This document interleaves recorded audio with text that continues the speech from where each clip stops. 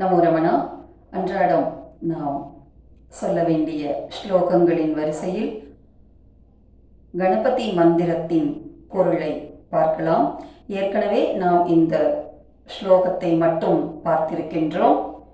இப்பொழுது இந்த ஸ்லோகம் எவ்வளவு முதன்மையானதாக இருக்கின்றது. கணபதியை முதலில் தொழுதுதான் எந்த காரியத்தையும் நாம் செய்கின்றோம். கணபதி என்றாலே தேவர்களின் கூட்டத்திற்கு தலைவன் என்று பொருள். விக்ன விநாயகன் என்றால், விக்னம் என்றால் தடை, தடைகளை தவிர்க்கும் தன்மையுடையவன் விநாயகன்.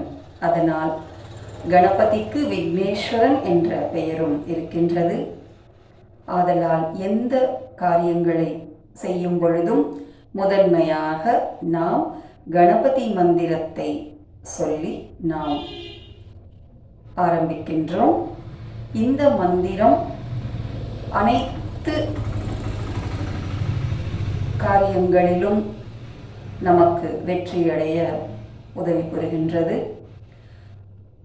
ஓம் கணானாம் த்வா கணபதீகம் ஹவாமஹே கவிம் கவீனாம் உபமஸ்ரவஸ்தமம் ஜேஷ்டராஜம் பிரம்மணாம் பிரஹ்மணஸ்பத ஆனஷுண்வன் நோதிபி சீத சாதனம். ஓம் ஸ்ரீ மகா கணபதையே நமஹ.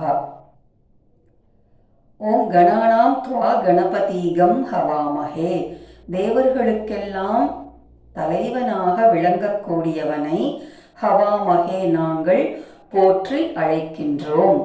கவிம் கவீனாம் உபமஸ்ரவஸ்தமம், கவிம் கவீனாம் கவிஞர்களுக்கெல்லாம் தலை சிறந்தவனாக விளங்கும் கவிஞனை, உபமஸ்ரவஸ்தமம் என்றால் ஈடு இணையற்ற கவிஞனை, ஜேஷ்டராஜம் முதன்மையானவனை, ஜேஷ்டராஜம் பிரஹ்மணாம் பிரஹ்மணஸ்பத என்றால் வேதங்களுக்கெல்லாம் வேத நாயகனாக விளங்கும் கணபதியை, ஆனஷுண்வன் நோதிபி சீத சாதனம்.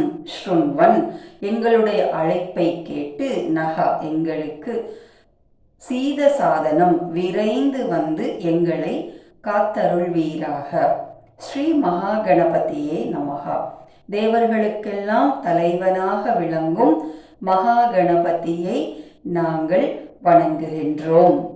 இவ்வாறு இருக்கின்ற இந்த மந்திரத்தை, இந்த சிறப்பான மந்திரத்தை நாம் அனைவரும் ஒவ்வொரு செயலும் தொடங்கும் பொழுதும் நாம் பிரார்த்தனை செய்து பயன் அடைவோமாக.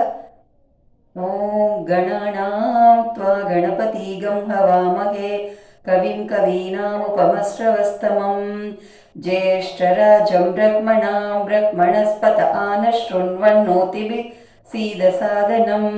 ஓம் ஸ்ரீ மகா கணபதையே நமஹ. இவ்வாறு நன்கு பயிற்சி செய்து பலனடையுமாறு வேண்டுகின்றேன். நன்றி.